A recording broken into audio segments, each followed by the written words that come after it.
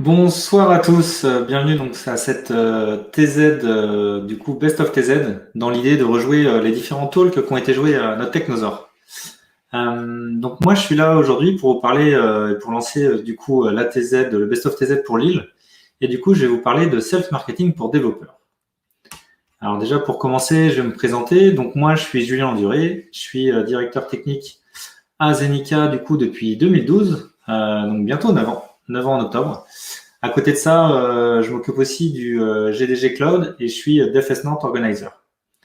J'ai une autre casquette communautaire, je suis GDE Cloud, c'est-à-dire Google Developer Expert sur la partie cloud de Google. Dernière notion, donc vous pouvez me suivre sur différents éléments. J'ai un petit site web, un petit portfolio, gilandir.dev.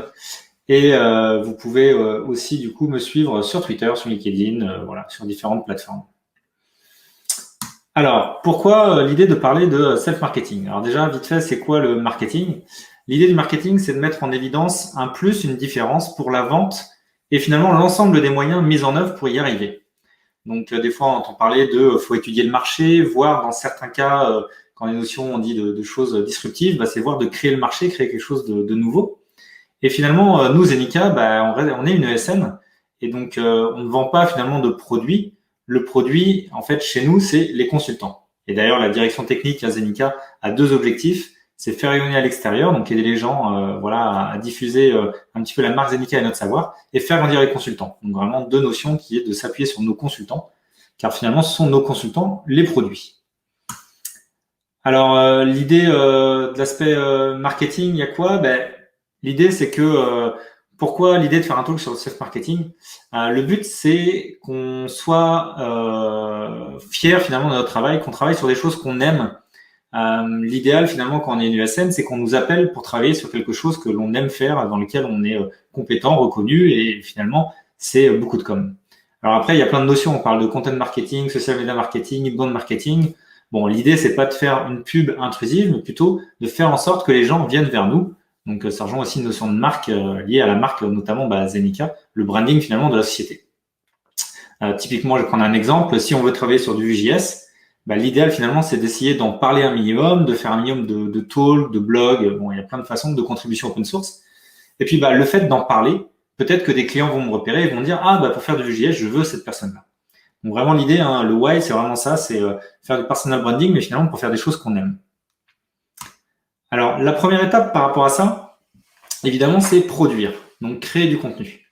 Donc déjà, la première chose et le premier conseil à donner, c'est de produire dans un contexte qui nous intéresse, un contexte aussi qui potentiellement nous différencie par rapport aux autres.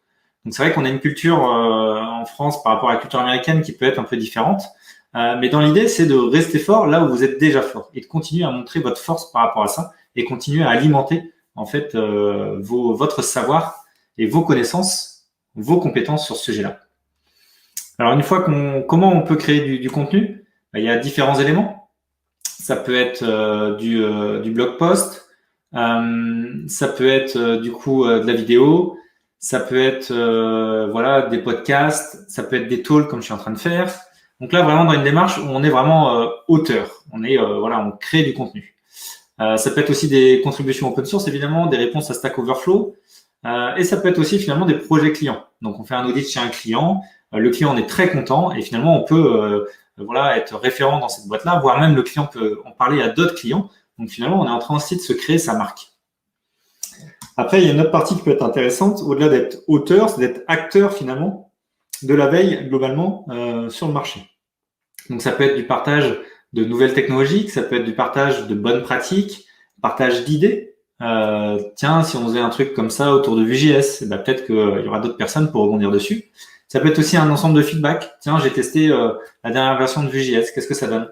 Et puis ça peut être aussi tout un tas de trucs autour des événements, de dire je suis allé à Vue.js Amsterdam, voilà comment j'ai bien aimé y être, l'ambiance, les différentes personnes que j'ai rencontrées. Donc tout ça finalement, ça va permettre de partager ce que vous faites et ce que vous savez. Alors j'aime bien montrer cette image-là, c'est pourquoi faire un blog. Donc c'est décrit par Ali Spittel, qui explique en fait les différents éléments de pourquoi on voudrait faire un article de blog.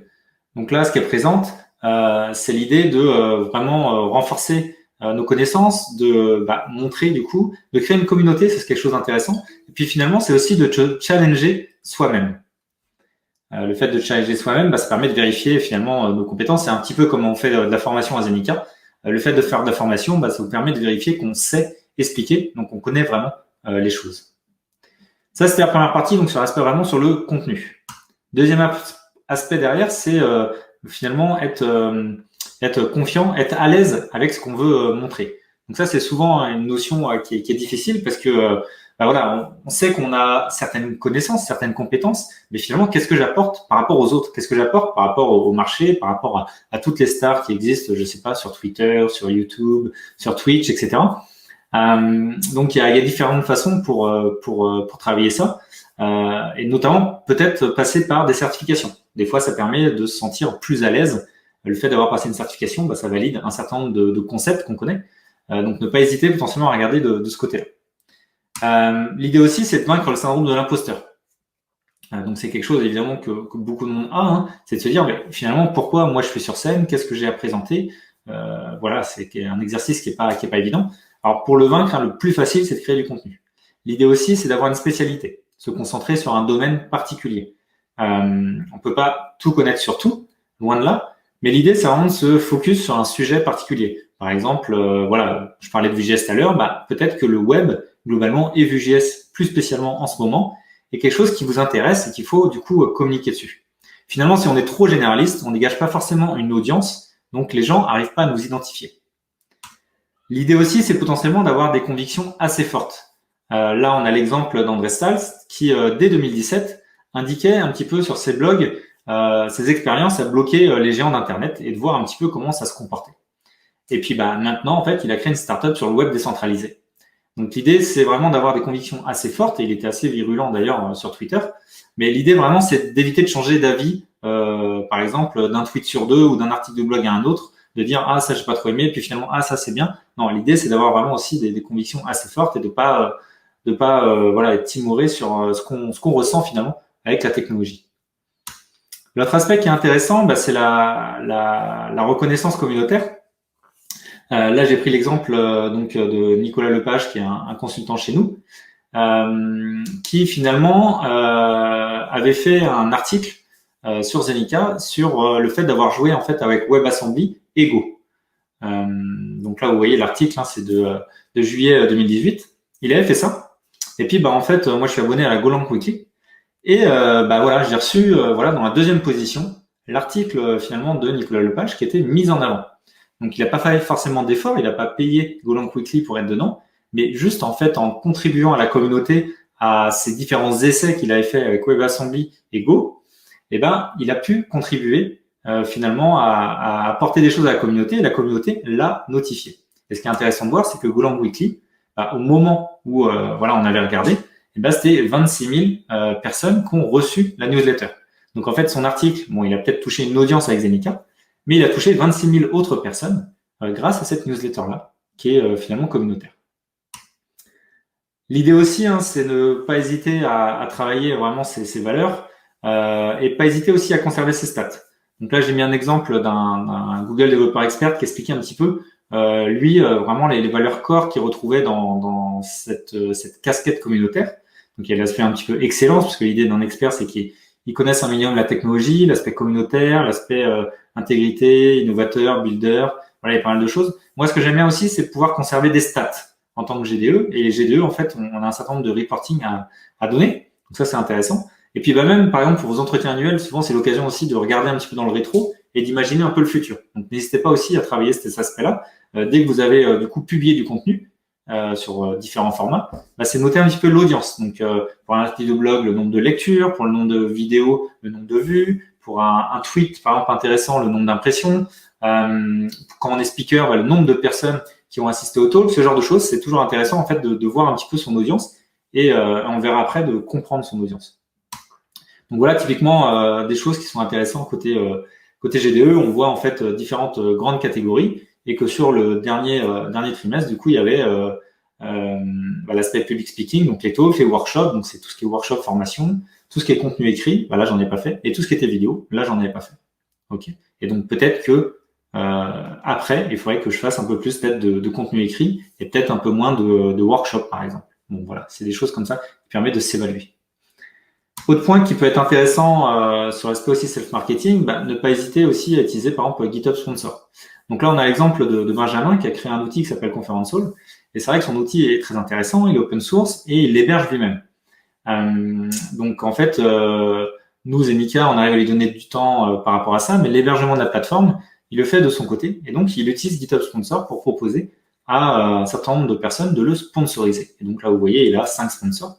Mais ça aussi, ça permet potentiellement d'avoir un certain nombre de personnes qui vous suivent et qui supportent finalement votre contribution à la communauté, votre travail, votre création par rapport à ça. Donc ça, c'est un exemple. Et typiquement, Zenica, dernièrement aussi, a sponsorisé un outil openfeedback.io, qui est un outil qu'on utilise énormément dans les différents événements, donc notamment la Technosaur. Et donc, on a eu plaisir aussi à contribuer à son soutien. Troisième partie, augmenter notre visibilité. Donc, on est à l'aise avec les technos, on est à l'aise avec l'expertise, on est à l'aise à créer du contenu. Mais maintenant, comment créer une audience finalement? Alors, il y a plusieurs choses. Évidemment, avoir une photo où on est identifiable, où on est bien pris. Donc, voilà, à Zenica, par exemple, il y a des shootings photos. Si possible, utiliser le même avatar un peu partout sur les différentes plateformes. Comme ça, on est rapidement identifiable. Pas hésiter potentiellement à s'essayer des choses en entreprise et puis après à l'extérieur. Donc, ça aussi, par exemple, au contenu.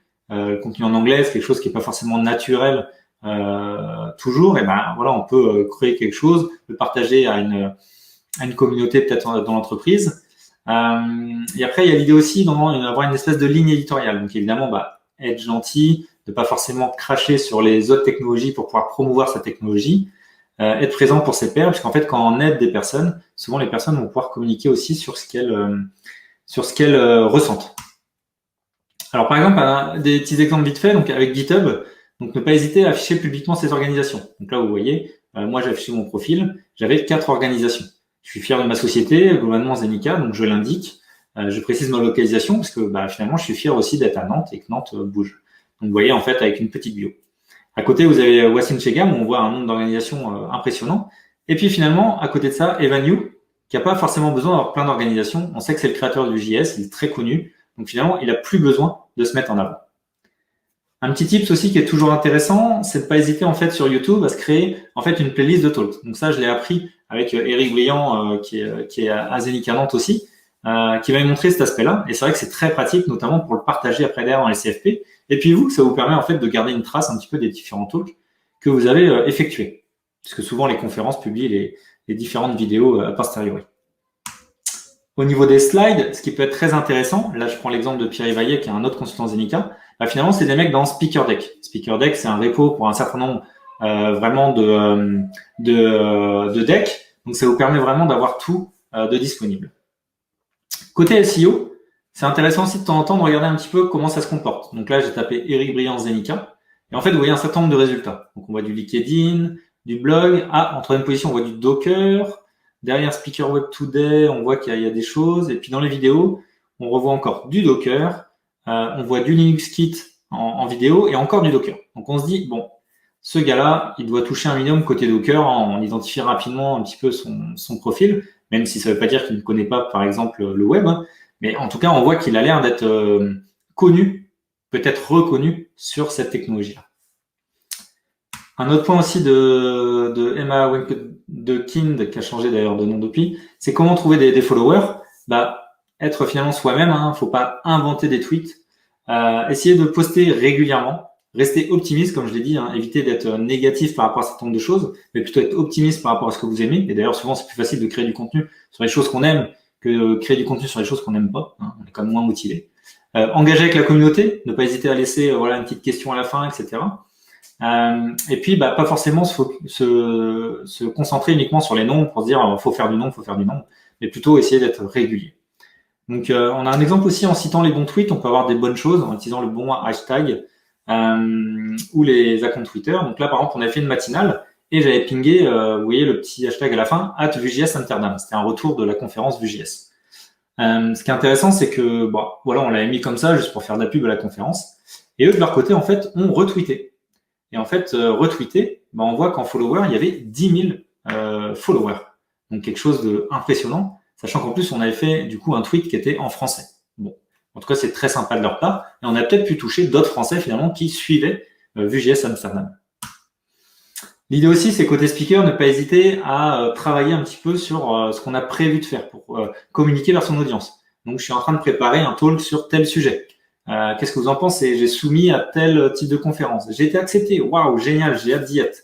Ah, ça y est, la conférence, c'est demain. Venez me voir, on pourra discuter de tel sujet. Et puis, après coup, c'était un événement très agréable. Voici mes slides, voici mes liens, voici mes références, voici la vidéo. Merci à l'équipe organisatrice. Voilà. Tout ça, ça permet en fait d'enchaîner un certain nombre de tweets pour continuer à travailler. Donc là, on a un exemple avec Nicolas Lepage. Voilà, et en fait, voilà, on voit un talk qui permet un peu de tout résumer. Comme quoi, il a eu un talk accepté à FOSDEM sur l'aspect open source. Et puis, voilà, il a le lien direct et qu'il espère en fait nous y voir. Un autre exemple aussi, l'aspect self-marketing, personal branding, ça m'a pas mal été inspiré par Frédéric Harper. Et du coup, voilà, c'était inspiré de son bouquin et on voit qu'il a repartagé un certain nombre de choses. Dernier point, c'est être connecté, vraiment pour penser à nous. Donc, ne pas hésiter à atteindre les mêmes événements de notre domaine d'expertise. Par exemple, moi, je suis très cloud, donc aller au Cloud Summit à Paris tous les ans, ça permet de rencontrer des gens, faire du co-speaking, du mentoring, être régulier. Donc, il y avait un certain nombre de, par exemple, sur Twitch, être tous les dimanches, tous les mardis soirs, voilà, créer un événement régulier. Et puis après, sur l'aspect branding, ne pas hésiter à communiquer sur ce qu'on fait, même au sein de sa boîte. Donc là, par exemple, il y avait une notion de Sphere School à Sphere Live. On se demande qu'est-ce que c'est et tout, et on va peut-être chercher ce que c'est. Voilà, un certain nombre de choses sur les conférences qu'on fait. L'aspect communautaire, il y a un certain nombre de statuts communautaires qui existent, donc n'hésitez pas aussi à aller voir ce qui existe à ce niveau-là. Et puis, quand on a une référence, on peut jouer avec. Donc avec Kelsey Hightower qui avait créé par exemple le repo NoCode, où en fait il a, je sais plus, 30 000 stars sur GitHub, alors qu'en fait il n'y a rien dans le repository. Ne pas hésiter à remercier les gens. Donc moi j'avais remercié Jessie Frazel pour un tweet, et en fait elle avait retweeté mon remerciement, et du coup j'avais eu 17 000 impressions d'un coup parce qu'elle avait beaucoup de followers. Donc voilà. Dernier point, engager son network, prendre du recul, rester focus. Donc ne pas hésiter à vraiment réfléchir comme quoi, voilà, au-delà de juste un rôle, des nombres, vraiment l'aspect réputation. Donc soyez gentils, aidez votre communauté. Ne pas hésiter à faire des call to action, à créer un portfolio et comprendre vos followers. Vous pouvez aussi de temps en temps regarder un petit peu vos followers, qu'est-ce qui plaît à vos followers, qu'est-ce qui est suivi par vos followers. Et puis la culture du ping, donc avoir une notion de culture du contact. Ne pas hésiter à regarder si on n'a pas des ambassadeurs aussi autour de soi. On est apprécié par telle personne chez tel client côté Vue.js. Voilà, donc ça peut être des choses très intéressantes. Et puis le mieux finalement, c'est quand les gens parlent de nous directement. Donc là, un exemple de David Gageot qui parlait d'Estelle Landry, qui était en conférence au DevFest Nantes. Et en fait, voilà, c'est les autres qui parlent de vous. Et vous voyez qu'il y a toute une communauté derrière David Gageot qui a pu voir ce tweet-là. Alors, pourquoi faire du self-marketing? Est-ce que c'est pas un aspect compétition? Est-ce qu'on doit être une rockstar? Bon, il n'y a rien d'obligatoire, hein. C'est pas avec l'informatique qu'on devient célèbre. Je pense qu'il vaut mieux faire peut-être de la télé-réalité, ce genre de choses. Par contre, en inconvénient, c'est vrai qu'il faut se mettre en avant un minimum. Donc des fois, on peut le faire pour les autres et les autres peuvent le faire pour nous, mais il y a un moment où il va falloir se mettre un petit peu en avant si on veut lancer un peu la démarche. La notion de personal branding, c'est une image assez négative, hein, comme l'indique Cassidy Williams. Voilà, mais l'idée c'est de rester soi-même et de juste expliquer à votre public ce que vous êtes, ce que vous essayez de faire. Les avantages, faire ce qu'on aime, comme j'ai dit, faire en sorte que les gens veulent travailler avec vous, aider votre network, votre réseau, et puis développer peut-être un branding dans votre organisation. Pour résumer, il y a Wassim Chegam qui a créé un tweet là-dessus. Comment booster sa carrière de développeur? Voilà, comprendre son why, partager une histoire, commencer à bloguer, créer un portfolio. Voilà, tous ces aspects-là sont disponibles. Tout ça résumé donc en un seul tweet. Donc c'est vrai que voilà, ça peut être un bon élément pour travailler. Pour continuer, je vous invite du coup à regarder le Success in Programming de Fred Harper, du coup qui est disponible voilà, sur plein de plateformes. Il est très intéressant, ça permet vraiment de comprendre comment cet aspect-là aussi peut finalement booster votre carrière d'un certain côté et surtout, comme j'ai dit, faire ce que vous aimez. Je vous remercie et puis je vous propose après d'ailleurs de passer aux questions et aux réponses. Merci.